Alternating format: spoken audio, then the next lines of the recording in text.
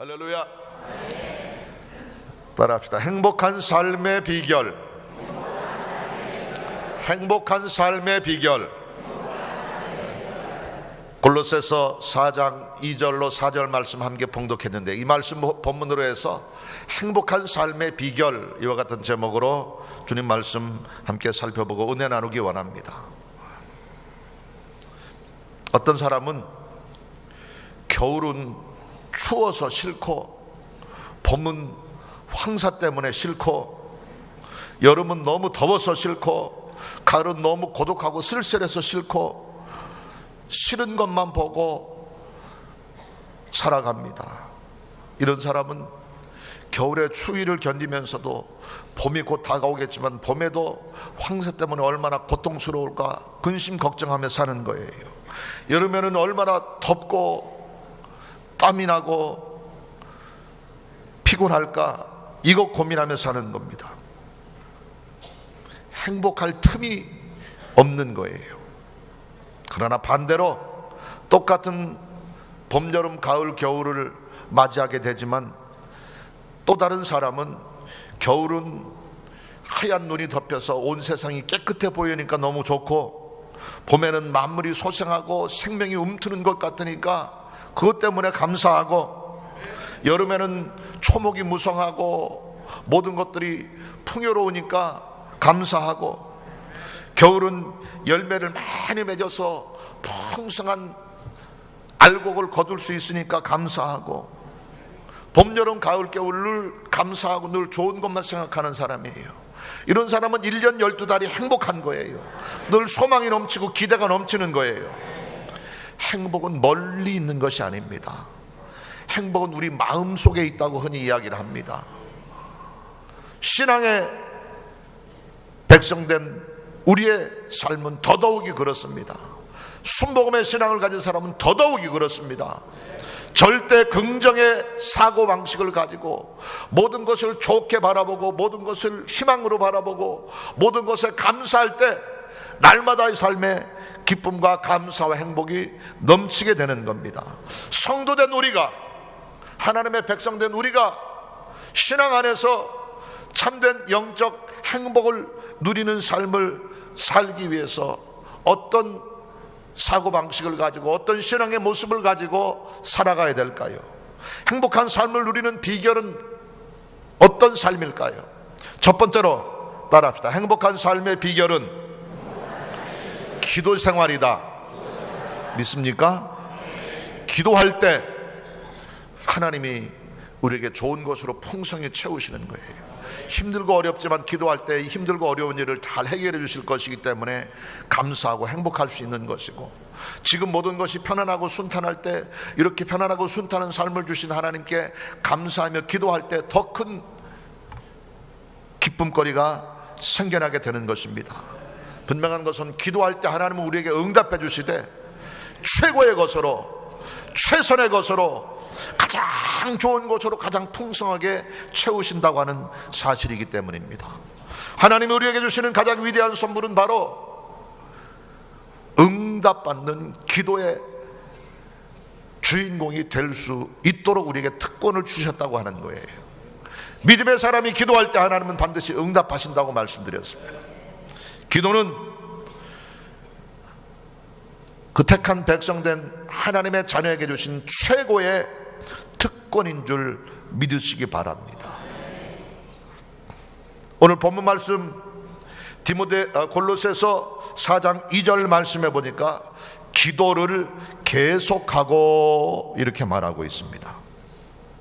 기도를 하되 계속해서 기도해야 된다고 그랬어요. 끈질기게 끝까지 인내를 가지고 꾸준히 기도할 때 하나님이 반드시 좋은 것으로 풍성히 채우시고 그 풍성한 공급하심 안에서 우리는 참된 행복을 맛볼 수 있게 되는 겁니다. 기도를 계속하라고 그랬는데 이것을 다른 말로 하면 기도의 생활화, 기도의 습관화라고 할 수 있습니다. 희한하게 우리가 유익하고 우리에게 좋은 것들을 얻기 위한 습관은 쉽게 버릇이 되지가 않아요. 못된 습관들은, 나쁜 습관들은 금방 버릇이 돼버리는데, 좋은 일, 유익한 일을 위해서 애쓰고 노력하는 일들은 쉽게 습관화가 되지 않습니다. 그렇기 때문에 우리가 더 깨어있어 끈질기게 기도하는 일에 중단이 없어야 되는 것입니다. 성공적인 사람들의 공통점이 뭐냐면 바로 성실함과 끈질김입니다. 끈질김, 성실함. 성공하는 사람들, 위대한 기업인들, 정치적으로 성공하는 사람들, 그 사람들이 다른 사람보다 뛰어난 어떤 실력을 가지고 있고 재능을 가지고 있고 뛰어난 능력이 있어서 성공한 게 아니에요. 우리와 다를 게 없는 사람들인데 그들에게는 일반 평범한 사람과 다른 한 가지가 있는데, 그것이 바로 끈질김과 성실함입니다.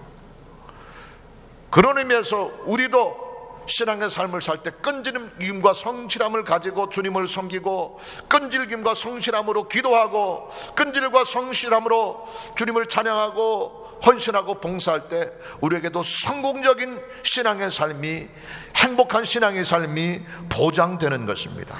재능은 좀 부족해도 좋습니다. 능력은 좀 부족해도 좋습니다. 다른 사람보다 뛰어난 것이 없어도 좋습니다. 그러나 세상적인 인간의 관점에서는 조금 모자란 것 같고 평범하게 짝이 없고 부족한 것 같을지라도 끈질김과 꾸준함을 가지고 있다고 한다면 이것이 최고의 자산이 될 수 있는 거예요. 그 끈질김과 꾸준함을 통해서 위대한 하나님의 은혜와 축복이 우리에게 다가오게 되는 것입니다. 기도의 생활에 있어서는 더더욱이 그렇습니다. 최고의 기도는 우렁찬 목소리로 하는 기도가 아니고요, 미사여구의 고급스러운 문자를 사용해서 청산유수같이 좋은 말로 막힘없이 하는 기도가 최고의 기도가 아니고요, 따라합시다. 최고의 기도는 끈질긴 기도이다. 믿습니까? 끈질기면 돼요. 말은 잘 못해도 괜찮아요. 기도를 하다 좀 더듬어도 괜찮아요. 목소리는 우렁차지 않아도 괜찮아요. 그 마음 중심에 하나님을 향한 진실한 믿음을 가지고 끈질기게 끝까지 기도하는 그 기도, 하나님께서 반드시 들어 응답해 주실 줄 믿습니다. 우리가 잘 알고 있는 것처럼 갈라디아서 6장 9절에 말하기를, 우리가 선을 행하되 낙심하지 말지니 포기하지 아니하면 때가 이름에 거두리라 말씀하고 있습니다. 우리는 잘 알고 있는 불의한 재판관과 과부의 비유를 통해서 주님이 우리의 기도 자세가 어때야 되는가 하는 것을 설명해 주고 있습니다. 불의한 재판관입니다. 사람들을 무시합니다. 특히나 자기보다 약한 사람들, 가난한 사람들을 멸시하고 상대도 하지 않는 그런 불의한 재판관이었지만, 이 불쌍하고 가난한 과부가 자신의 억울함을 하소연하기 위해서 날마다 그 재판관의 집에 와서 쉬지 않고 포기하지 않고 날마다 와서 자신의 사정을 하소연할 때 재판관이 귀찮아서 번거로워서라도 그 억울한 사정을 해결해 주었다고 말하면서 예수님이 이 비유를 통해서 우리의 기도가 이와 같아야 된다고 말씀하고 있습니다. 하나님을 귀찮게 해드리는 기도의 사람 되시기를 예수님의 이름으로 축원합니다. 날마다 하나님 앞에 나와서 간청하고 부르짖어 기도함으로 이 사람의 기도를 안 들어줬다는, 내가 시끄러워서 못 살겠다, 복잡해서 못 살겠다 할 만큼 하나님 앞에 끈질기게 계속해서 기도하는 삶 살아 그 안에서 위대한 하나님의 은혜와 축복 누리며 행복한 삶에 이룰 수 있는 저와 여러분 되시기를 예수님의 이름으로 축원합니다. 좋은 일을 하는 것도 중요하지만 선한 일을 행하는 것도 중요하지만 더 중요한 것은 그 선한 일을 계속하는 게 더 중요한 거예요. 한번 일회성으로 사람들 앞에 내가 이렇게 큰 일을 한다, 이렇게 좋은 일을 한다라고 하는 것 한번 보여드리는 것으로 끝난다고 한다면 이것은 진정한 의미에서의 선행이 될 수 없는 거예요. 진정한 선행은 계속해서 반복해서 관심을 가지고 꾸준하게 그 일을 하는 것이 진정한 선행의 의미이며 이것이 바로 성공의 비결인 것입니다.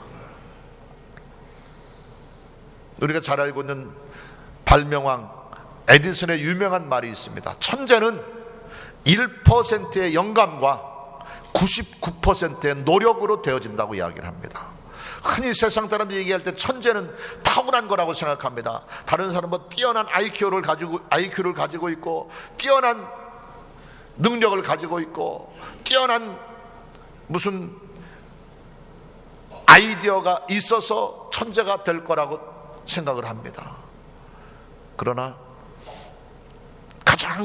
인류 역사상 가장 위대한 발명가인 에디슨이 고백하기를 천재는 그 영감, 뛰어난 재능, 뛰어난 아이디어 이건 1%에 불과하고 99%는 노력에 있다고 이야기를 하고 있습니다. 우리의 기도의 모습이 이와 같게 되기를 예수님 이름으로 축원합니다.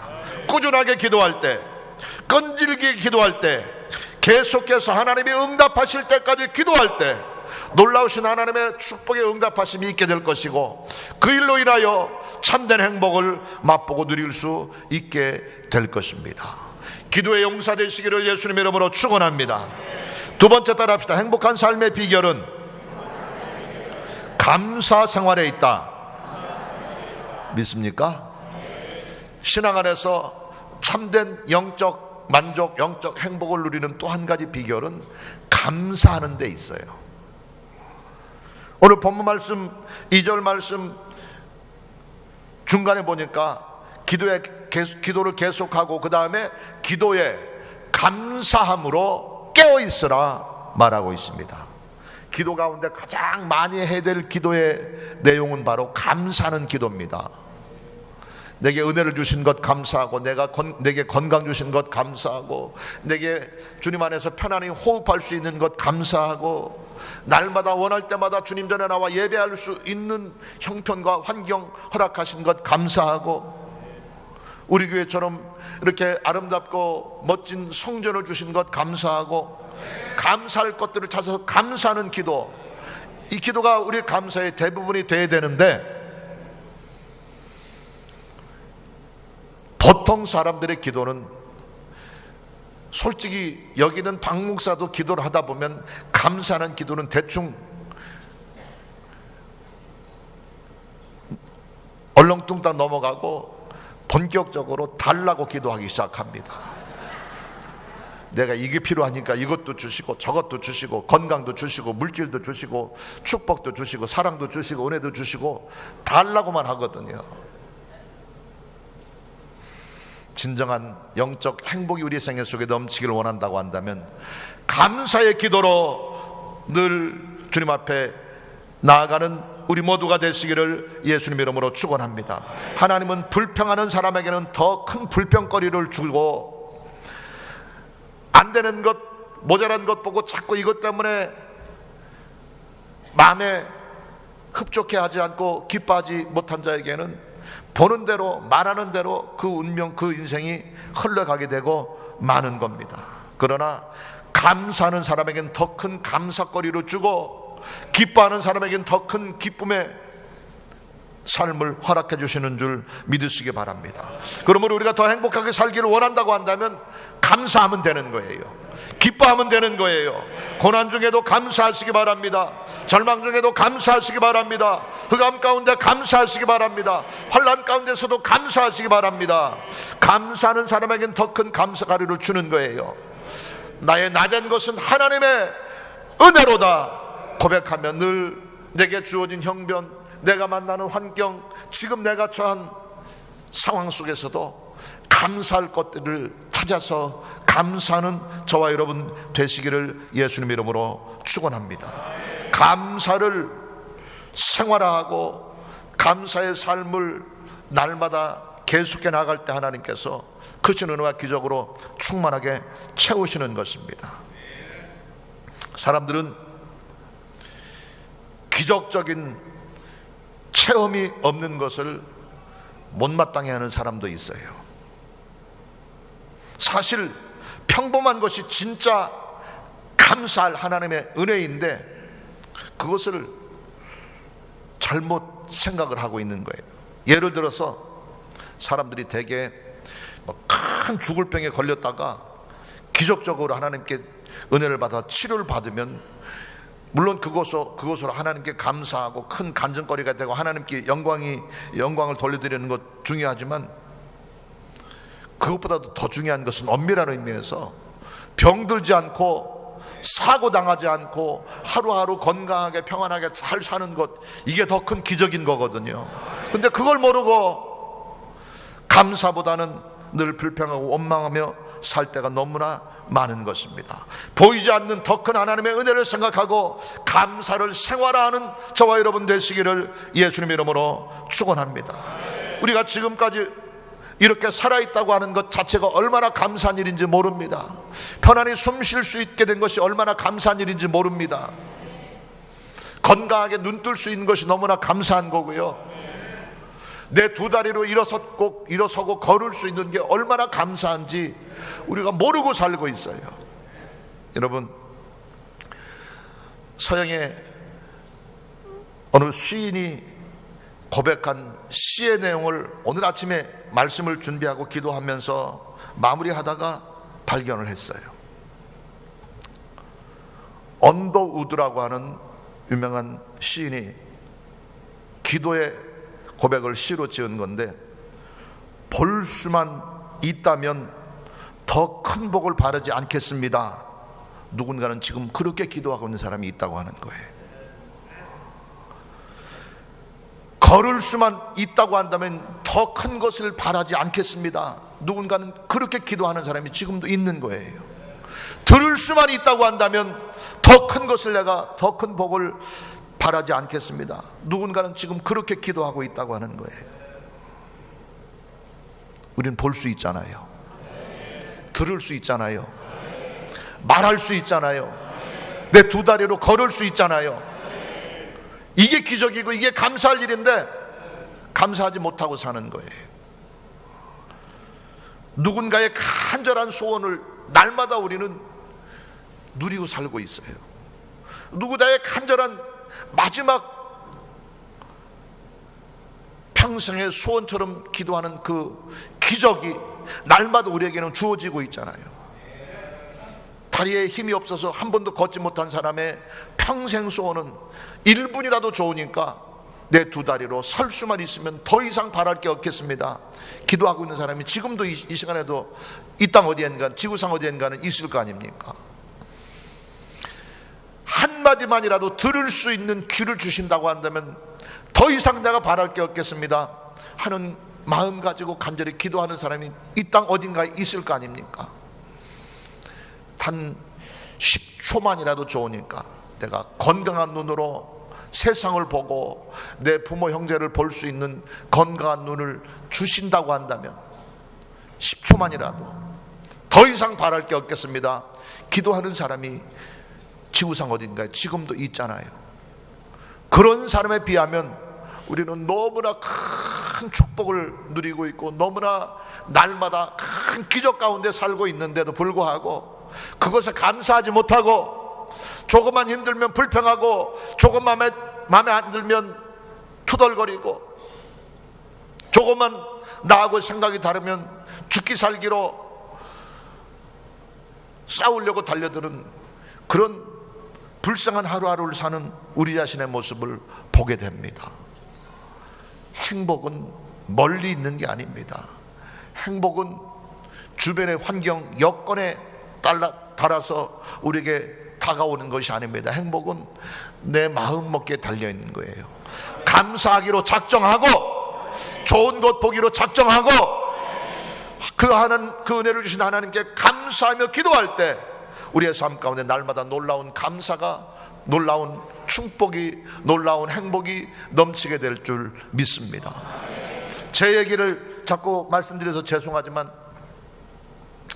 몽골에 살면서 몇 번 말씀을 드렸지만 몽골이 겨울철이 되면은 영하 40도, 45도 이렇게 되는데 그 추운데 난방시설이 제대로 돼 있지 않는 집들이 대부분이기 때문에 울란바토르에 한 130만 명 정도가 사는데 그 중에 한 100만 명 정도가 난방시설이 안 돼 있는 재래식, 몽골 사람들이 사는 재래식 천막집에서 살고 있어요. 그 영하 40도, 45도, 50도 될 때 그 추위를 견디기 위해서 석탄을 가지고 난로를 떼야 되는 거예요. 그렇기 때문에 겨울철이 되면은 울란바타르 시내가 새벽에 집 앞에 나가면은, 집 밖에 나가면 온 울란바타르 도시 전체가 연기로, 저기 사진에 나오는 것처럼 짙은 안개 낀 것처럼 저렇게 돼 있는데 저게 안개가 아니고 석탄 연기입니다. 연기. 석탄 매연이에요. 저기서 저희가 4년을 살았는데, 물론 평생 태어나서 저기서 평생을 사시는 몽골 사람들도 계시지만, 지나고 보니까 저희 가정이 만 4년을 몽골에서 생활하면서 지나고 보니까 저 지독한 매연 속에서, 오염된 석탄 연기 속에서 기관지가 상하지 않도록, 폐가 상하지 않도록 건강하게 지켜주신 게 이게 하나님의 은혜이더라고요. 적어도 대한민국은 저 몽골 같은 저런 지독한 짙은 안개 낀 것 같은 석탄 매연 속에서 숨 막히는 그 오염된 연기를 맡으며 숨을 쉬진 않아도 되는 맑은 공기를 마실 수 있는 대한민국에 태어난 것에 우리 감사해야 되는 것이고요, 편안히 하나님을 예배하고 찬양할 수 있는 것에 감사해야 되는 거예요. 몽골에 있으면서 몇 번 말씀드렸지만, 제가 직접 운전하다가 차가 전복된 사고를 2번을 당했고요. 그거 말고도 한 20번쯤 생각해 보면은 그때 그 상황에서, 그때 그 초원 한가운데서, 그때 그 개울을 지나다가 내가 죽을 수 있는 상황이었는데 하나님께서 나를 지켜주셨구나 하는 게 한 20번쯤 되는 거예요. 차가 뒤집어져서 사고를 당하기도 하고, 초원이 겉으로 보기에는 이게 풀밭이 나 있고 평평하고 폭신폭신하고 안전한 것 같은데, 그 풀 밑에 웅덩이들이 있고 돌멩이들이 있고, 그래서 거기를 자동차로 가다 보면 차가 껑충껑충 뛰는 거예요. 한 번은 그 울란바토르에서 270km 정도 떨어진 산사르의 교회를 매월 마지막 주일날은 이제 예배를 인도하러 가는데, 저희 집사람하고 둘이 그 예배를 드리러 가는데, 마침 거기는 도로가 포장은 안 돼 있는 흙길이지만 도로가 좀 나 있어서 막 속도를 좀 내서 오고 있는데, 맞은편에서 트럭이 이렇게 오면서, 트럭이 지나가니까 먼지가 뿌옇게 잘 안 보이잖아요. 근데 트럭이 그냥 왔기 때문에 당연히 그 우리가 앞에 가는 길도 그냥 평평한 길이겠거니 생각하고 먼지 속을 뚫고 갔는데, 그 먼지로 덮여 있는 그 사이에 흙으로, 도로 한가운데인데 흙으로 이렇게 한 50cm 정도로 흙으로 이렇게 막아놓은 데가 있었어요. 근데 그걸 보지 못하고 가다가 거기를 부딪히니까 차가 공중으로 붕 떠가지고 공중 제비하는 것처럼 떨어졌는데, 마침 맞은편에서 오는 차가 없었기 때문에 망정이지, 거기서 그냥 마주오는 차가 있었으면 정명 충돌해가지고 어떻게 될지 모르는 그런 상황이었었어요. 그런 일들이 한두 번이 아닌데, 그러면서 지나고 보니까 하나님이 보이지 않는 손으로 우리를 붙드셨고 지켜주셨고 안전하게 인도하셨다고 하는 겁니다. 제가 경험한 하나님, 여러분의 하나님이시기도 한 겁니다. 날마다 우리의 삶 가운데 내가 조심하고 내가 지혜롭게 내가 안전한 길을 행하기 때문에 내가 사고 당하지 않고 안전하게 지낼 수 있다 착각하지 마시기 바랍니다. 모든 것이 하나님의 은혜인 거예요. 하나님이 안전한 길로 우리를 인도하셨고 위험 가운데서 우리를 지켜주셨고 불꽃 같은 눈동자로 우리의 삶을 보호해 주셨기 때문에 오늘에까지 이르게 됐다는 사실을 기억하셔서, 나를 도우신 하나님, 나를 인도하신 하나님, 에베네셀의 하나님, 내 하나님 된 것을 기억하며 감사하는 저와 여러분 되시기를 예수님 이름으로 축원합니다. 감사할 때 더 큰 감사가 나오는데, 어떤 사람이 시험을 해봤답니다. 제일 가난한 사람들이 사는 달동네에 10개의 집을, 그 중에서도 제일 가난한 집 10집을 택해가지고 이 한 사람이 아침마다 그 10집에다 10달러씩 돈을 주었었어요. 10달러씩 집 앞에 돈을 놓고 갔어요. 대문 앞에. 그러니까 처음에는 집에서 문 열고 나왔다가 돈이 있으니까 웬일인가 싶어가지고 두리번거리면서 보는 사람 없을 때 얼른 집어갔어요. 근데 그 다음 날도 10달러를 주고 그 다음 날도 10달러를 주고 하니까 한 일주일쯤 지나니까 그때부터 그 돈을 집어가면서 혼자 중얼거리는 말로라도 아, 고맙네. 누군지 모르겠지만 날마다 우리에게 일용할 양식을 공급하고 주시니까 하나님 다음으로 고맙네 그러면서 고맙다고 생각을 하고 갔어요. 그렇게 한 달이 지났어요. 한 20일쯤 지나니까 그때부터는 당연히 날만 새면 제일 먼저 눈 비비고 일어나서 대문 앞을 보는 거예요. 그렇게 한 달 동안 딱 그렇게 하고 이제는 돈을 주는 걸 멈췄어요.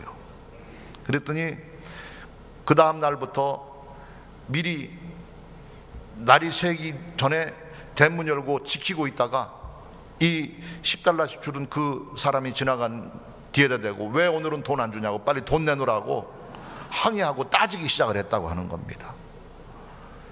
감사할 줄 모르고 은혜를 모르는 사람은 이렇게 되는 거예요. 돈 주든 안 주든 이 돈 가진 사람의 마음인 거고 지난 한 달 동안 날마다 10달러씩 준 것에 감사할 줄 모르고 왜 이번에는 안 주냐고 돈 내놓으라고 뒤에다 소리를 치고 삿대질을 하더라는 겁니다. 웃자고 하는 얘기인 것 같지만 어찌 보면 하나님께서 볼 때는 우리들의 모습이 그런 모습인지도 모르는 거예요. 한없는 은혜를 주시고 무한한 사랑을 주시고 말씀드린 것처럼 건강하게 눈 뜨는 것이 기적이고 말할 수 있는 것이 기적이고 내 두 다리로 걸을 수 있는 게 기적이고 들을 수 있는 게 기적인데 그것을 감사하지 못하고 조금만 힘들면 불평하고 원망하는 한심한 우리들의 모습이 바로 이런 모습과 다를 바가 없다고 하는 것입니다. 매일매일의 은혜에 감사하는 삶 살아 그 안에서 더 큰 감사의 삶을 누리고 행복에 이룰 수 있게 되기를 예수님 이름으로 축원합니다. 감사하는 만큼 축복받게 되는 것이고 감사하는 만큼 행복해지는 것이라는 사실을 잊지 마시기 바랍니다.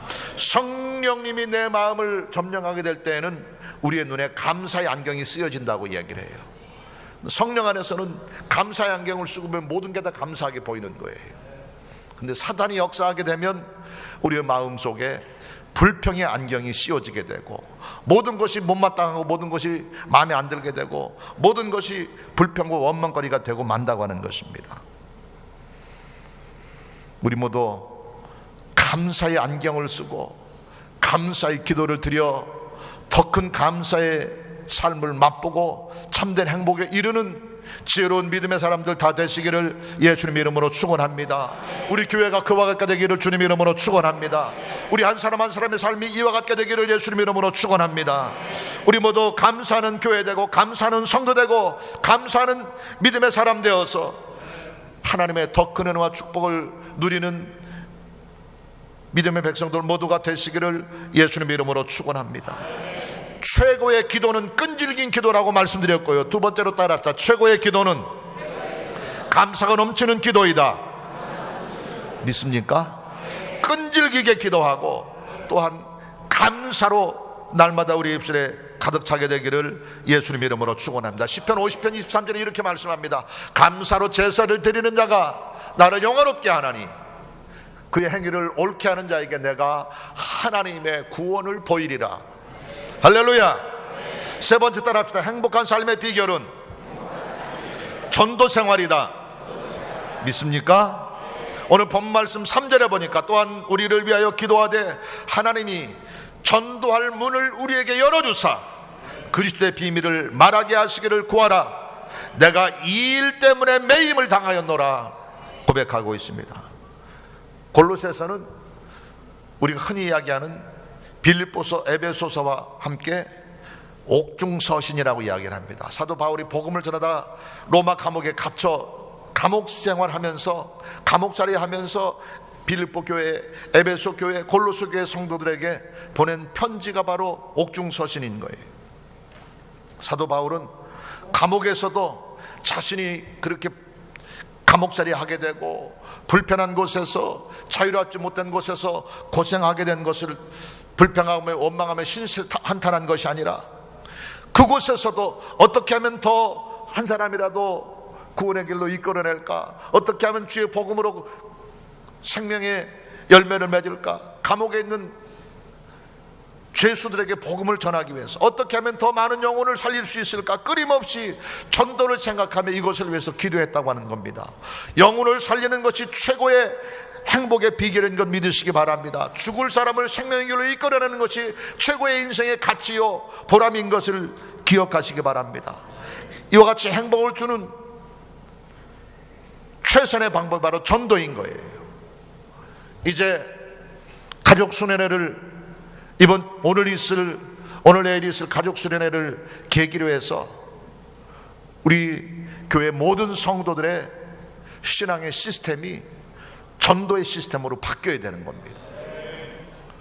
생명이 움트고 만물이 소생하는 따뜻한 봄을 맞이하면서 전도에 힘쓰고 복음을 외치는 일에 최선을 다함으로 천하보다 귀한 영혼들을 구원의 길로 생명의 길로 이끌어내서 함께 생명을 누리고 그 생명 되신 예수님을 전하여 열매 맺게 된 것에 기뻐하고 만족하며 감사할 수 있어야 되고, 이 일을 통해서 주님 전에 차고 넘치는 부흥의 역사를 이룰 수 있게 되기를 예수님 이름으로 축원합니다. 전도하는 것이 우리의 사명이고 우리의 의무이고 최고의 행복의 비결인 것입니다. 그런데 우리가 전도하는 것이 하나님께 사랑받고 축복받고 하나님을 기쁘시게 해드리는 비결인 것 너무나 잘 알고 있어요. 그런데 전도가 쉬워요, 안 쉬워요? 쉬워요, 안 쉬워요? 저는 무지하게 어렵더라고요. 분명히 쉽지 않습니다. 그래도 해야 되는 게 전도인 거예요. 한 번, 두 번 복음을 전해보고 교회 가자고 권면해보고 안 되면 쟤는 안 되나 보다 포기할 게 아니라 그래도 또 찾아가고 또 찾아가고 또 찾아가고 계속해서 권면하고 끈질기게 기도하면서 그들에게 생명의 길 예수 그리스도의 복음을 전해야 되는 겁니다. 전도해도 잘 안 되지만 그래도 해야 되는 거예요. 여러분, 꿀벌이 1파운드의 꿀을 채취하기 위해서 5만 6천 송이의 꽃들을 찾아다녀서 거기서 꿀을 모은다고 그래요. 1파운드 꿀을 만들기 위해서 벌이 한 마리가 5만 6천 송이의 꽃을 찾아다니면서 거기서 정말 개미 눈꽃만큼씩 꿀을 모아서 1파운드를 만드는 거예요. 5만 6천 번. 우리가 5만 6천 번까지는 아니더라도 한 56번만 찾아가서 계속 전도하고 기도하고 권면하면 목석이 아니고는 감동해서라도 교회에 나올 거라고 생각을 합니다. 끈질김이 성공의 비결이에요. 기도 응답의 비결이고 축복의 비결일 뿐만 아니라 전도의 열매 맺는 비결도 끈질김에 있습니다. 인내하며 끝까지 최선을 다한 데 있습니다. 한 번 전도하고 포기하면 안 되는 거예요. 두어 번 전도하고 쟤는 마음이 다친 사람이니까 안 되겠다 포기하면 안 되는 거예요. 꿀벌의 심정으로 계속해서 또 찾아가서 권면하고 또 찾아가서 전도하고 또 찾아가서 예수님을 소개하고 구원의 길, 생명의 길, 참 행복의 길이 예수님 안에 있음을 계속해서 전하는 끈질김이 있게 되기를 예수님 이름으로 축원합니다. 계속해서 만나다 보면 정들게 돼 있는 거잖아요. 제가 말씀드렸잖아요. 연애 편지를 하루에 한 번씩 하루도 빠지지 않고 3년 동안 연애 편지를 사랑하는 여인을 자기 아내로 맞이하기 위해서 남자가 편지를 써서 보냈는데 그 여자가 우편 배달부하고 결혼했다고 그랬잖아요. 맨날 보다 보니까 정이 들게 되는 거예요.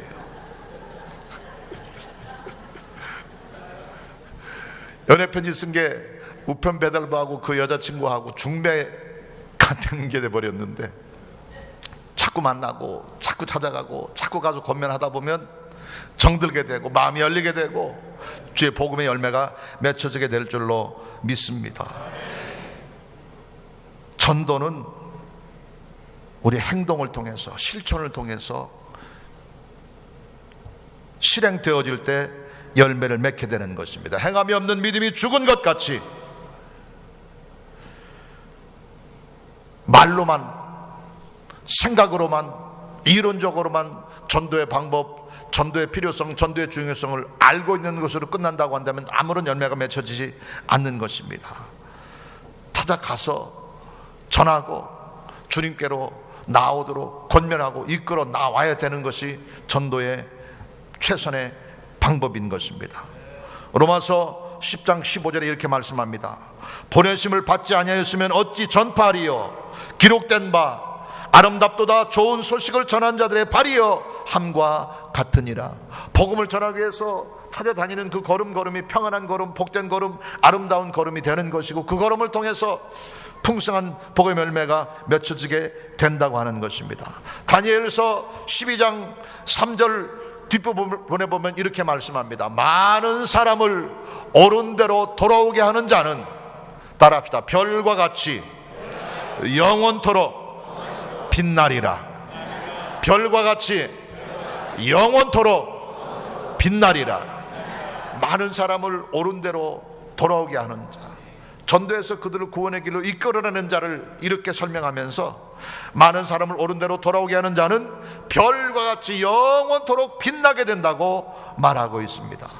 전도가 최고의 행복의 비결인 것 기억하셔서 이제 본격적으로 우리가 주의 복음을 전하는 일에 최선을 다하는 전도의 용사들 다 되어주시기를 예수님 이름으로 축원합니다.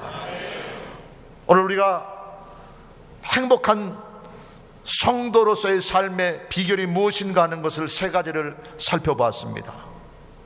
중요한 것은 오늘 본문 말씀 골로새서 4장 말씀에 보면은 이 세 가지 행복한 삶의 비결을 우리가 가르쳐주고 있는데, 주목해야 될 것은 다 명령형으로 돼 있어요. 명령형으로. 계속해서 기도하는 방법으로 한번 해보시지 않겠습니까? 부탁한 게 아니고요, 계속해서 기도하라 명령하고 있습니다. 계속해서 감사함으로 기도하고 깨어있으라 명령하고 있습니다. 전도의 문을 열어달라고 기도하라 명령하고 있습니다. 명령에는 순종하는 길밖에 없는 거예요. 기도하시기 바랍니다. 감사하시기 바랍니다. 전도하시기 바랍니다. 기도생활, 감사생활, 전도생활, 이 세 가지를 철저히 할 때 날마다 우리의 속에 한없는 기쁨과 한없는 감사와 한없는 행복이 넘치게 될 줄 믿습니다. 그 행복이 우리의 생애 속에 풍성히 차고 넘치기를 원한다고 한다면 기도하시기 바랍니다. 감사하시기 바랍니다. 전도하시기를 예수님 이름으로 축원합니다.